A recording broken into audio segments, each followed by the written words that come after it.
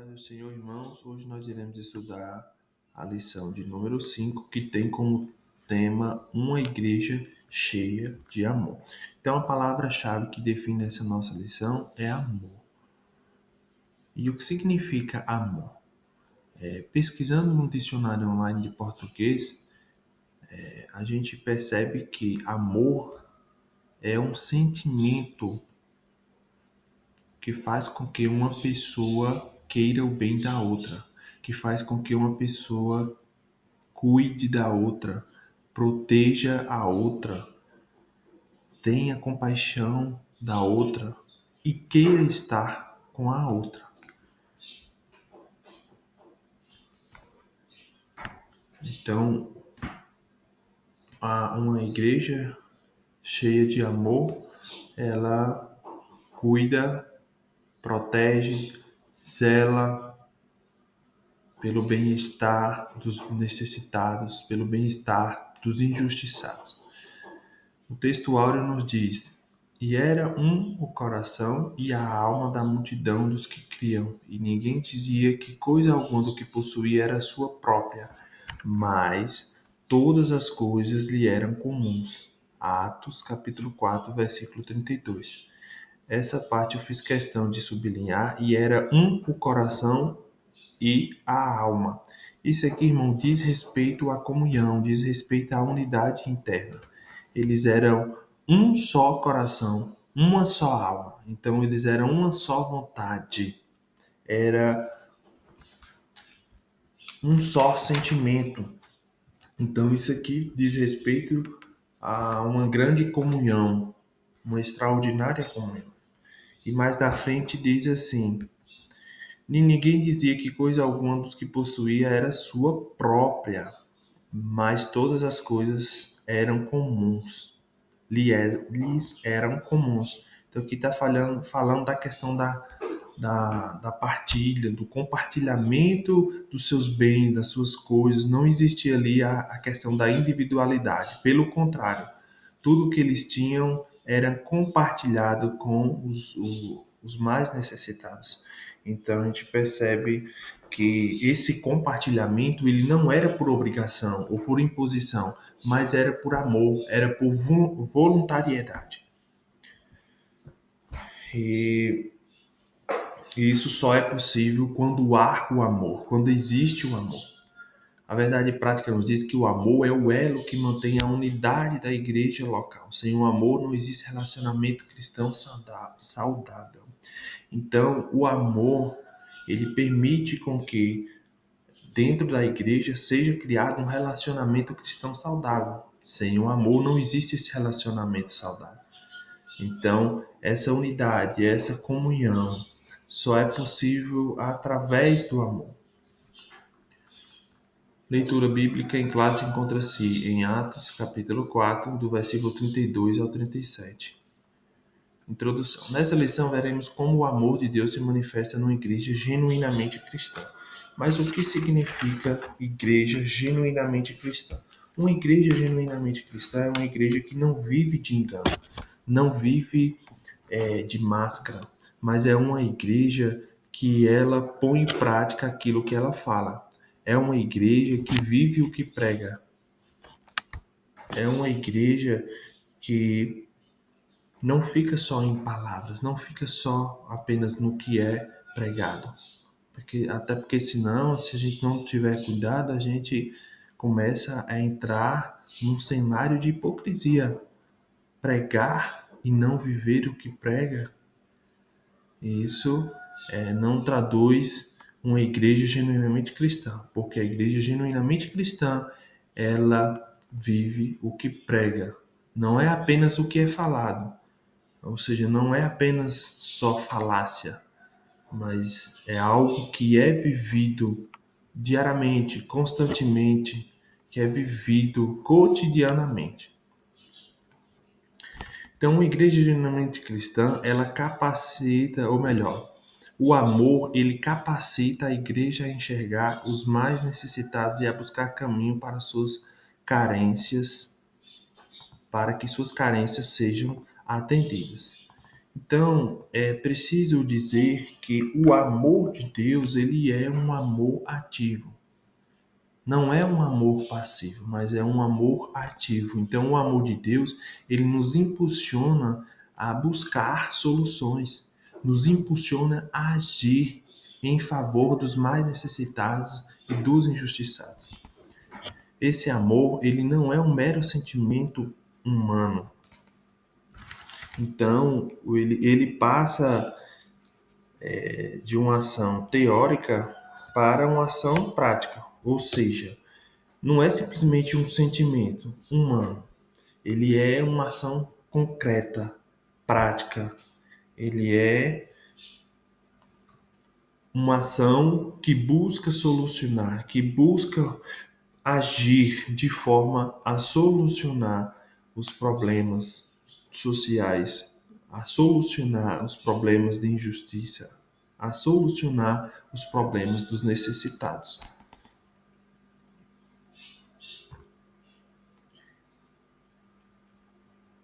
O amor é a expressão máxima da graça de Deus que foi derramada abundantemente nos corações daqueles que creem em Jesus. Então, o que a gente observa é que o amor de Jesus, ele é abundante. Ele foi derramado abundantemente nos corações dos que creem em Jesus. E, portanto, não fica só em palavras, não fica só em teoria. Lá em Tiago, capítulo 2, versículo 17, diz que a fé sem as obras são mortas. Então, é, eu preciso pôr em prática aquilo que eu acredito, aquilo que eu prego. Porque não adianta eu dizer que amo meu irmão, que eu amo o necessitado, mas eu não faço nada para ajudar essas pessoas. Se eu falo isso, se eu falo que amo e não demonstro através de ações, através de obras, isso são palavras vazias e não está condizente com o ensinamento de Cristo, que ele mesmo ajudou, esteve durante sua trajetória aqui na Terra, durante seu ministério, ele esteve o tempo todo ajudando os necessitados. Ele era a favor dos injustiçados. E precisamos assumir essa postura de ajudar, de realmente fazer alguma coisa, não simplesmente falar, falar e falar. Então, somente através do amor de Deus, o cristão aprende a ser solidário e generoso com aqueles que precisam ter suas necessidades supridas. Então, essa solidariedade, essa generosidade, ela é fruto, é consequência do amor de Deus, é consequência do novo nascimento, é uma consequência natural, é algo que surge, irmãos, espontaneamente, que surge espontaneamente no coração daqueles que teve um novo nascimento. E é também ação do Espírito Santo, é fruto do Espírito Santo. Primeiro tópico, o amor manifestado na comunhão cristã. Ponto 1, crescimento da igreja cristã. Nesse ponto de sua narrativa, Lucas se refere à igreja como multidão dos que criam, versículo 32. Essa expressão pode ser entendida como com um sentido de grande número ou assembleia. A igreja havia começado com 120 discípulos, agora era uma grande multidão. Então, é importante mencionar que a igreja de Jerusalém, ela começou pequena, ela começou com 120 discípulos. E depois da pregação fervorosa de Pedro, Ou seja, quando Pedro pregou com ousadia, ele foi mais uma vez empoderado pelo Espírito Santo e pregou com ousadia, autoridade e poder. 3.000 almas se converteram a Cristo. Então passou-se de 120 pessoas para agora 3.000 pessoas. E mais na frente, lá em Atos 4, esse número tornou a aumentar. Então já era agora aproximadamente 5.000 pessoas, fora crianças e mulheres. Então esse número ele aumentou exponencialmente. Então o que a gente observa é que a igreja de Jerusalém ela é experimentada, ou seja, ela experimentou um crescimento exponencial. Foi um crescimento muito rápido, não foi um crescimento gradativo, mas foi um crescimento rápido, em grande velocidade. E esse crescimento tão repentino, ele demonstra fruto do amor, demonstra a ação do Espírito Santo. Porém, ele também, quanto maior o número de pessoas, maior serão os desafios. Então, é proporcional. Maior o número de pessoas, maior também os problemas, maior serão os desafios. Assim como gerenciar uma empresa. Imagine que você tenha inicialmente 10 funcionários. Em uma empresa, começou a empresa, tem 10 funcionários. É mais fácil de você lidar com 10 funcionários do que com 100 funcionários. Imagine agora que esse número subiu para 100 funcionários. Então, à medida que o número de funcionários, de colaboradores dessa empresa vai crescer, mais difícil fica lidar, gerenciar, coordenar. Bem assim é na igreja. Então, esse número cresceu. E como esse número cresceu, os problemas, os grandes desafios e problemas foram surgindo, né? Então, assim, é importante dizer que uma igreja pequena ela possui a mesma natureza e essência de uma igreja grande. Ou seja, ela possui fé, ela possui o Espírito Santo e possui a missão de evangelizar, de propagar o evangelho de Cristo para o mundo. Então, essa essência, essa natureza continua. Ela existe tanto na igreja pequena quanto na igreja grande.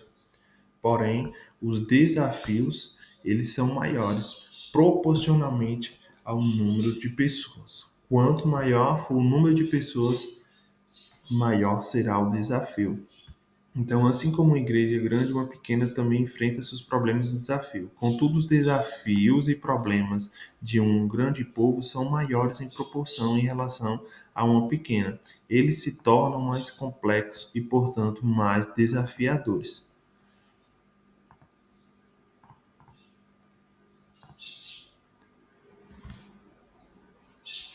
Ponto 2: os desafios do crescimento.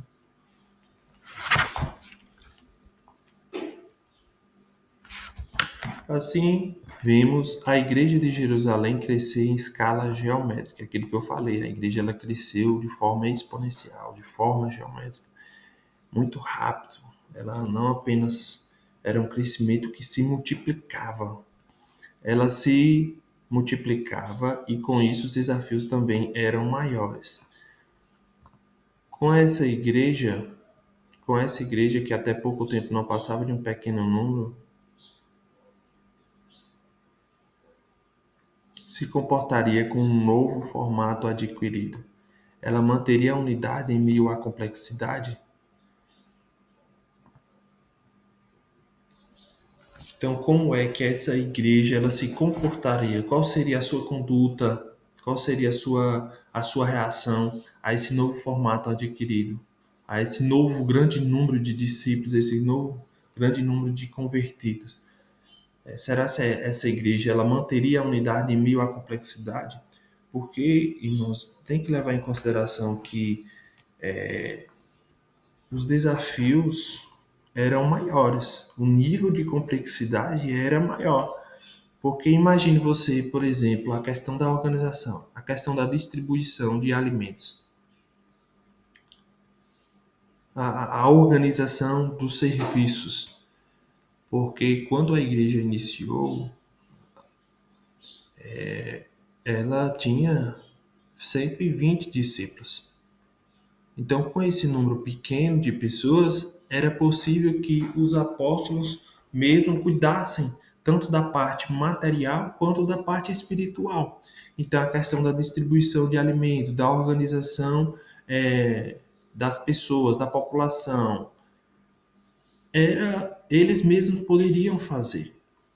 Mas chegou um momento que isso não era mais possível, porque o número já era muito grande, 5.000, 5.000 homens. Imaginem, os apóstolos conseguirem dar conta de 5.000 homens.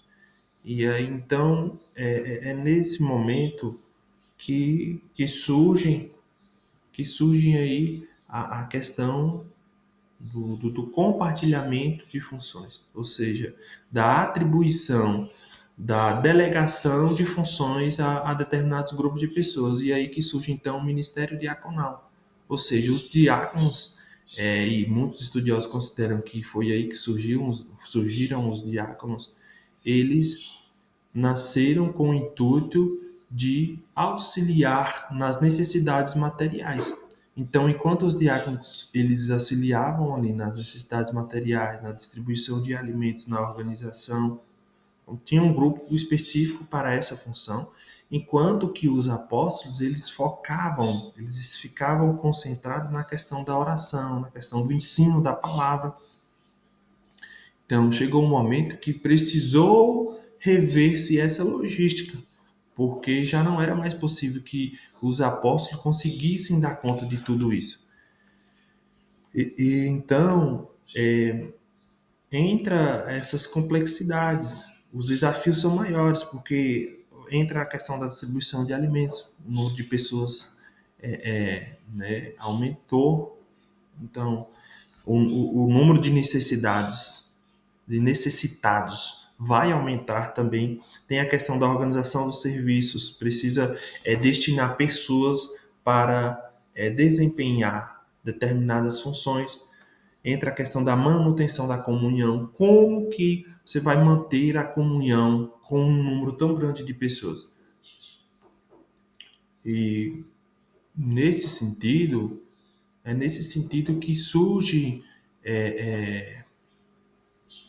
e é aí que surge a necessidade de você delegar essas funções a outras pessoas, porque os discípulos, ou melhor, os apóstolos, eles não podiam mais acompanhar de perto cada pessoa.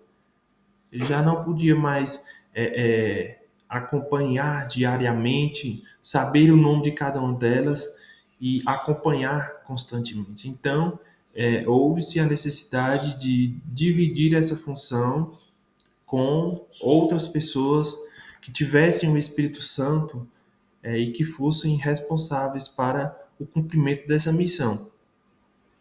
Então eles dividiram, escolheram 7 homens que eram homens que cheios do Espírito Santo, cheios de sabedoria e discernimento para que eles conseguissem dar manutenção à comunhão desse grande número de pessoas. Até porque a gente percebe também que nesse momento surge aqui também questão de divisões internas. Entra aí questão de mentira, de hipocrisia, que é o caso de Ananias e Safira no capítulo 5, né? Eles tinham a sua herdade, vendeu a sua herdade, reteve uma parte do preço do dinheiro que eles conseguiram através da venda dessa herdade, e a outra parte eles doaram ou entregaram aos pés dos discípulos. Mas aí o Espírito Santo, obviamente, deu discernimento ao apóstolo para saber que ele estava mentindo. Então a gente já percebe que a questão da mentira, da hipocrisia. Então, os problemas começaram a surgir. E algo que é natural, como nós já mencionamos, maior número de pessoas maior, portanto, os desafios.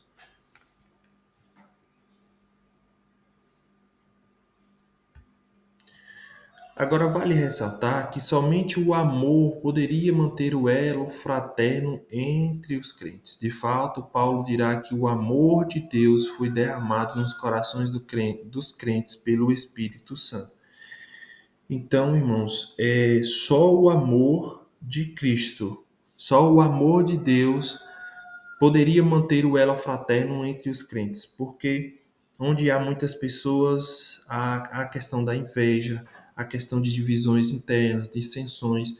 Então, só através do amor de Deus, desse amor fraterno, desse amor sacrificial, que poderia manter-se o elo fraterno entre os crentes. E foi isso que aconteceu. Eles conseguiram passar por esses problemas, por essas adversidades, porque existia o amor. E é por isso que o amor ele é tão importante. Ele é tão importante que aos Colossenses, o apóstolo dos gentios, o apóstolo Paulo, ele disse que o amor é o vínculo da perfeição. Colossenses 13:14. Então, o amor, porque o amor ele é o vínculo da perfeição. O amor, irmãos, ele é o elo de ligação. Então, o que é que podemos entender com isso? Se há amor, há comunhão.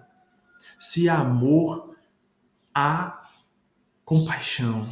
Se há amor, há unidade. Se há amor, há solidariedade. Se existe amor, existe solidariedade, existe compaixão, existe generosidade, existe gentileza. Então a gente observa que o amor ele é de suma importância na vida da igreja. Sem o amor, a igreja vira uma instituição fria. Sem o amor, a gente percebe que a igreja vira começa a se esfriar. É como um relacionamento entre duas pessoas. Se o amor deixa de existir, as coisas começam a esfriar. Existe um distanciamento entre aquelas pessoas, entre este casal, e bem assim é na igreja. Se não existe amor, a igreja vira uma instituição fria, distante, sem compaixão, sem amor pelos necessitados. Então, por isso que o amor ele é de suma importância e chamado de vínculo de perfeição.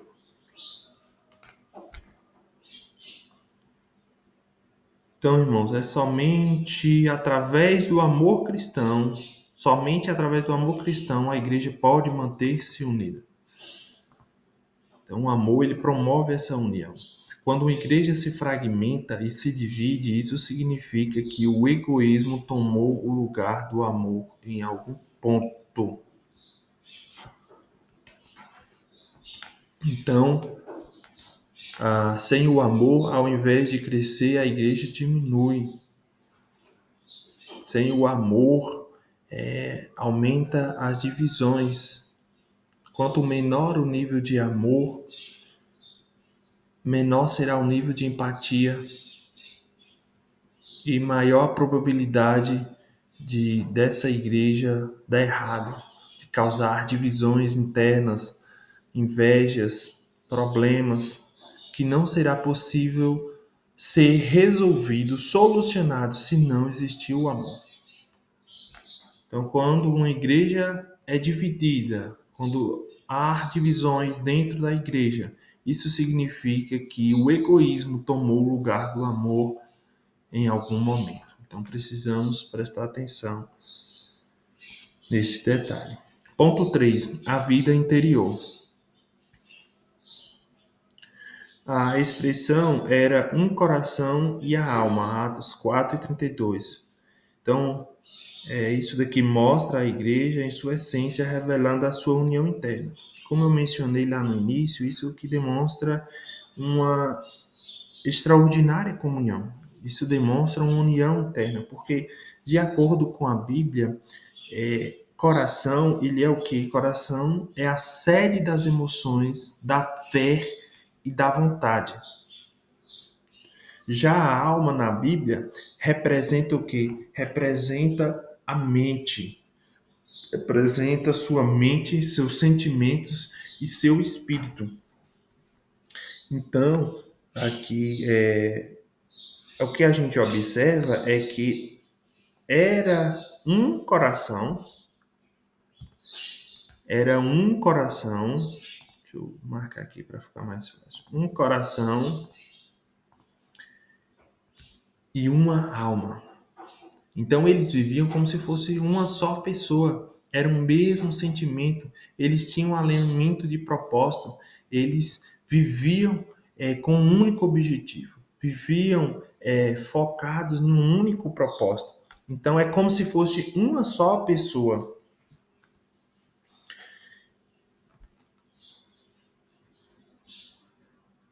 E o que a gente observa é que o Espírito Santo ele capacitou poderosamente os cristãos para cumprir a missão fora da igreja. Isso aqui é algo essencial, irmãos, porque antes de nós sairmos para evangelizar, antes de evangelizar, vem primeiro a transformação interna, a transformação interior. É preciso dizer que, primeiramente, a transformação ela acontece dentro de nós, ela acontece interiormente.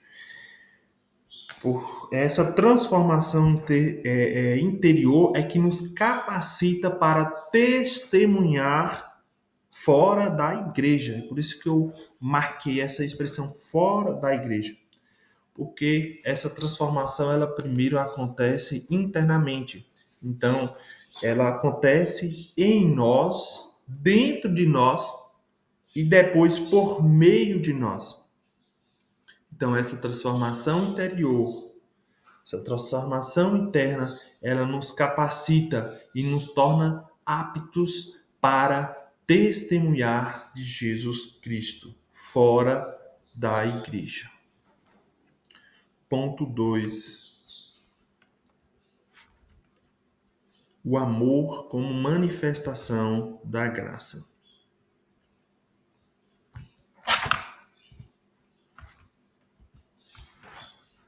Ponto 1. A graça como manifestação do Espírito. O melhor ambiente para a manifestação dos dons do Espírito é uma igreja onde o amor de Deus está presente. Lucas nos informa que o apóstolo dava com grande poder testemunho da ressurreição do Senhor Jesus. O melhor ambiente para a manifestação dos dons do Espírito é uma igreja onde o amor de Deus está presente. Bom, irmãos, precisamos dizer que o Espírito Santo, ele não opera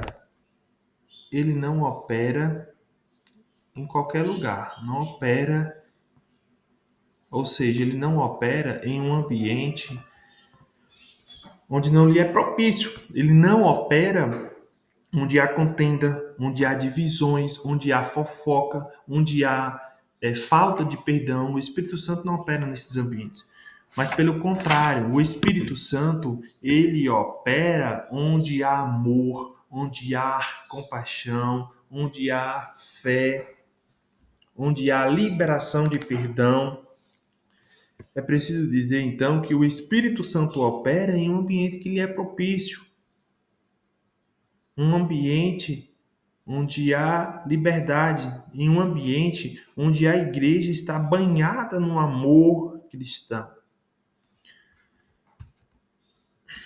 Muitos podem cair na tentação de achar que o segredo para ter uma igreja imersa no Espírito, isto é onde os dons espirituais se manifestam com regularidade, tem a ver com cumprir determinadas regras estabelecidas. Isso aqui é algo importante, eu quero até marcar, porque essa questão de cumprir determinadas regras e normas estabelecidas, irmãos, nós estamos falando aqui de religiosidade. Então, alguns caem na besteira de achar que o Espírito Santo ele opera onde os dons espirituais se manifestam com regularidade e acredita que isso tem a ver com o cumprimento de determinadas regras e normas estabelecidas. Não que não seja importante as regras, é importante, é necessário. É óbvio que regras são importantes e não podemos viver sem elas. Contudo, o Espírito opera no ambiente onde há comunhão, onde há unidade entre os irmãos. Às vezes podemos quebrar a comunhão com os outros, achando que não tem importância, mas Jesus ensina que para ser perdoado por Deus, devemos perdoar sinceramente nossos irmãos. Qualquer ensino contrário a isso é falso. Glória a Deus. Ponto 2.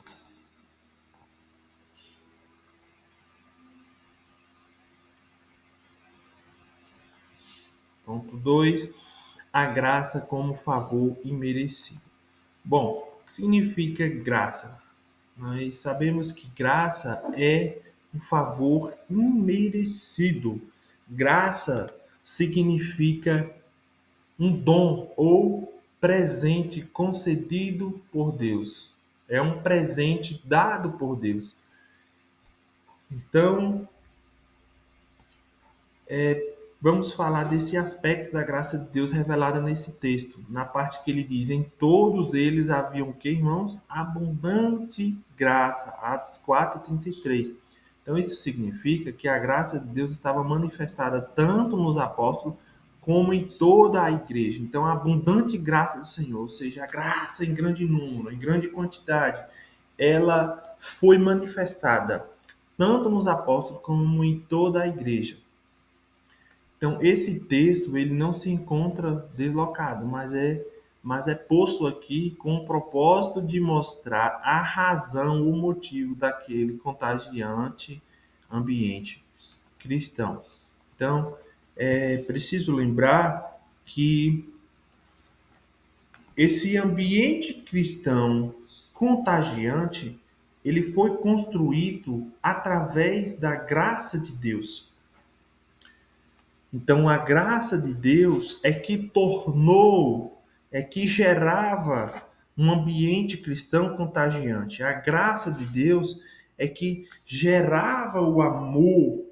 A graça de Deus era que gerava a unidade, gerava a comunhão e gerava a manifestação do Espírito Santo.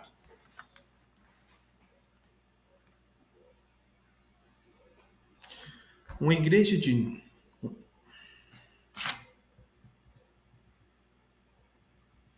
Uma igreja dinâmica que demonstra amor para seu próximo e na qual o Espírito se manifesta de forma mudante é uma igreja que reflete a graça de Deus. Na Bíblia podemos perceber que a graça de Deus gerou entre os crentes um sentimento de gratidão por terem sido, sem merecimento algum, capacitados para viverem uma vida abundante.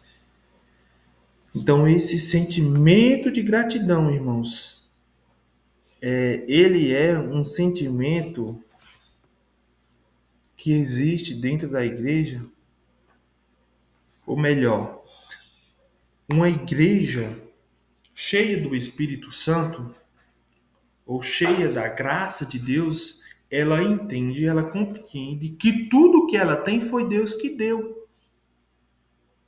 E que não foi por próprio mérito, mas foi pela graça, pela misericórdia, foi o favor imerecido de Deus sobre nós.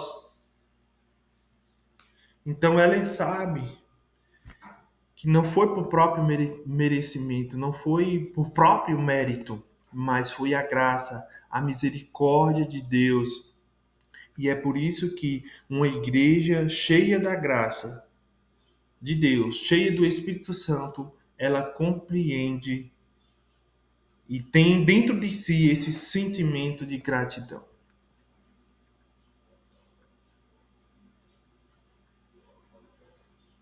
Então, somente a graça gera tamanho sentimento de gratidão. Terceiro tópico, manifestação do amor na solidariedade cristã. Ponto 1. A busca pela equidade. O dicionário Aurélio de língua portuguesa conceitua a equidade como disposição de reconhecer igualmente o direito de cada um. Assim, diferentemente da igualdade, a equidade ela não enxerga as pessoas como sendo iguais e por isso busca formas de ajustar o desequilíbrio entre as pessoas. Então, irmãos, a equidade ela busca estabelecer, ela, ou melhor, ela busca ajustar esse desequilíbrio. Eu costumo usar a seguinte expressão: equidade é tratar os desiguais na medida de suas desigualdades.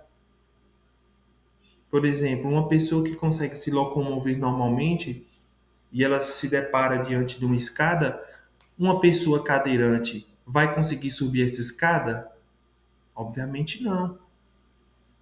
Ou se subir, só pode subir com o auxílio de uma pessoa e ainda assim com muito trabalho.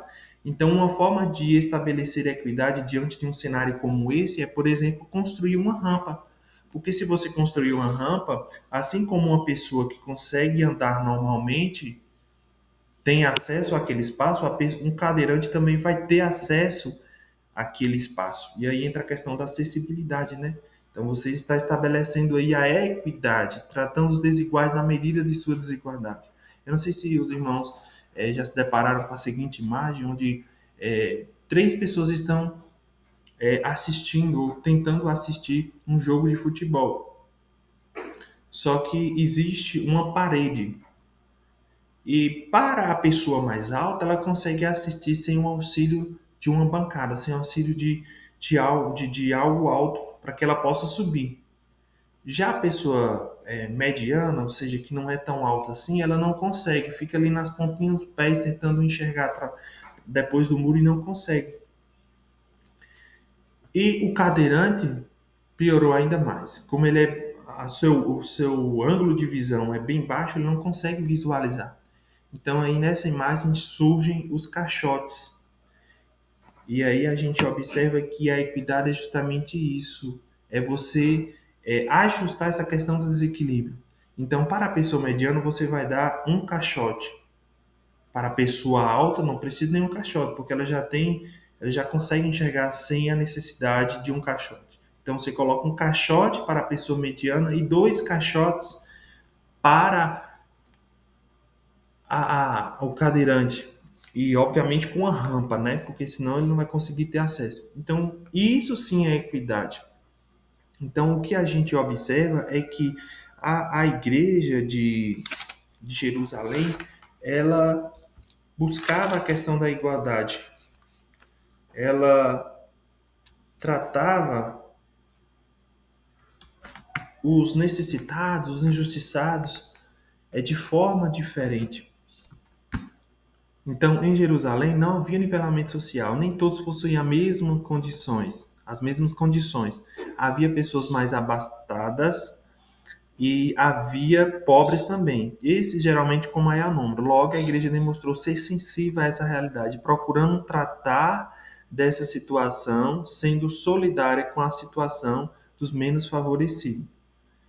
Então, não é que dividia tudo entre todos, dividia igualmente tudo aquilo que era vendido e depositado aos pés dos apóstolos, não era simplesmente dividido igualmente entre todos, não.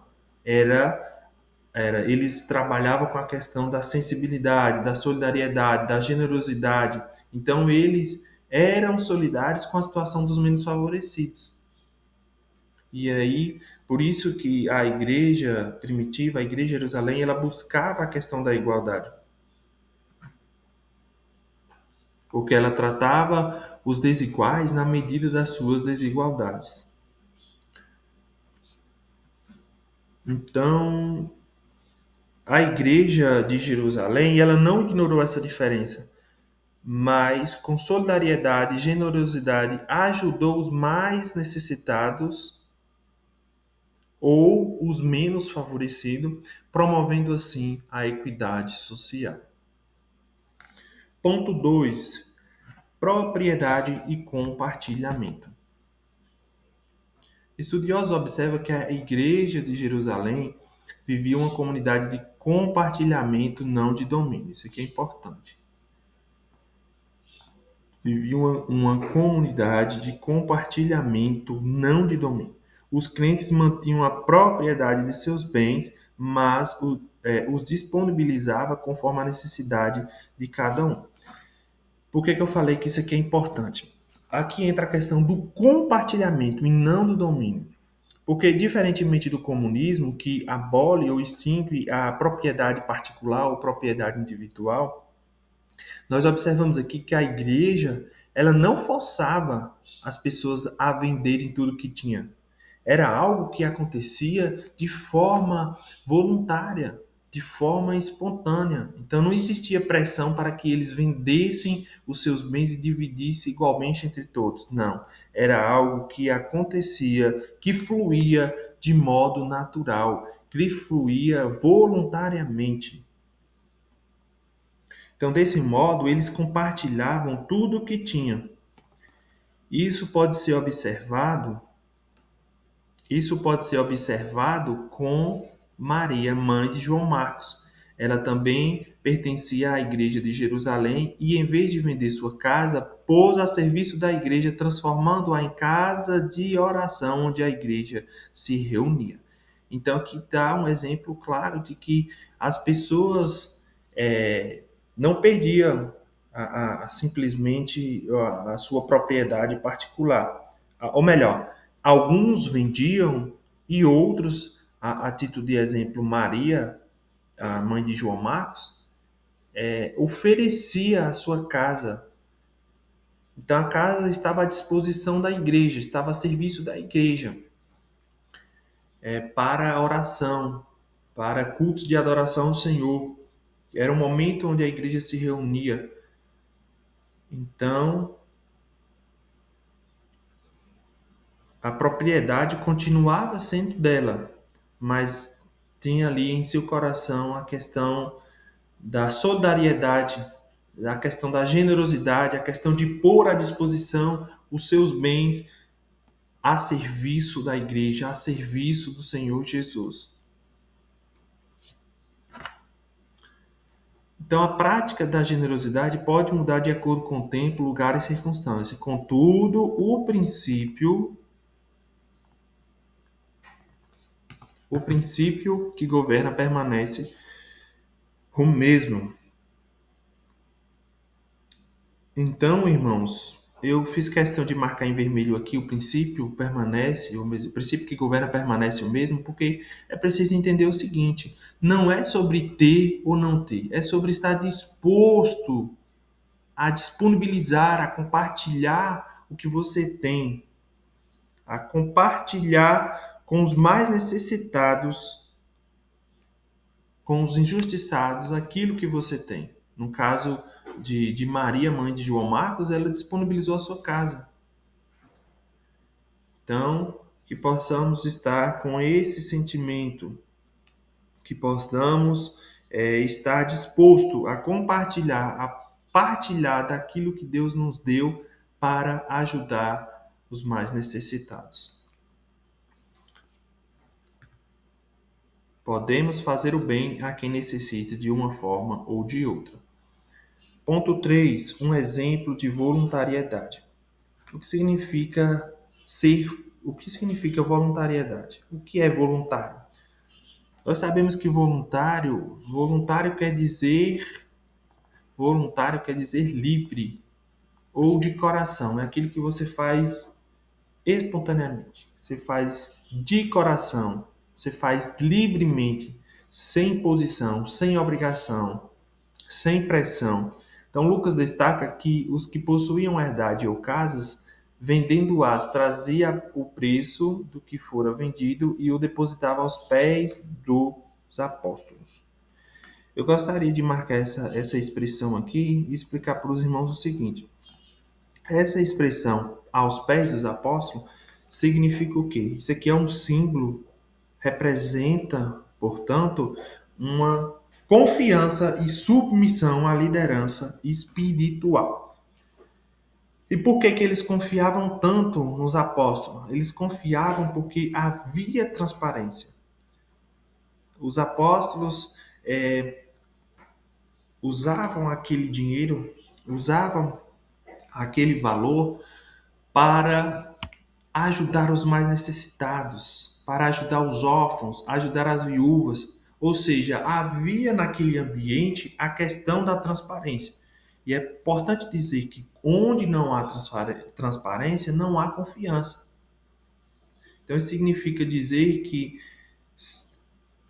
esse ato de depositar aos pés dos apóstolos é um símbolo de confiança, de submissão aos apóstolos, que era considerado liderança espiritual. E isso é um sinal que os apóstolos faziam com maestria o seu serviço de administração dos valores que eram depositados aos seus pés. Então, mais uma vez, reiterando, onde não há transparência, não há confiança. Importante é nos atermos a esse detalhe. Então, a gente observa que nada foi feito de forma obrigatória. Ninguém contribuiu porque foi constrangido a isso. O texto bíblico deixa claro que havia voluntariedade nos crentes sem ajudar uns aos outros. Havia uma consciência de pertencimento e por isso ninguém desejava ver o outro excluído. Então, aqui entra a questão a dor do outro é a minha dor. Ou seja, a necessidade de um era a necessidade de todos. Então, os crentes da igreja de Jerusalém eram tomados por esse sentimento. Eles não queriam, eles não desejavam ver o seu próximo, o seu irmão, sendo excluído. E isso é o que, irmãos? Isso nada mais é do que a manifestação do grande amor de Deus derramado nos corações daqueles crentes. Glória a Deus. Sendo assim, concluímos então a nossa lição, chegamos ao fim de mais uma lição, e que o verdadeiro amor, eu preciso dizer que o verdadeiro amor, ele se realiza no atendimento da necessidade do próximo. Então, que Deus em Cristo Jesus continue abençoando a vida de cada um de vocês.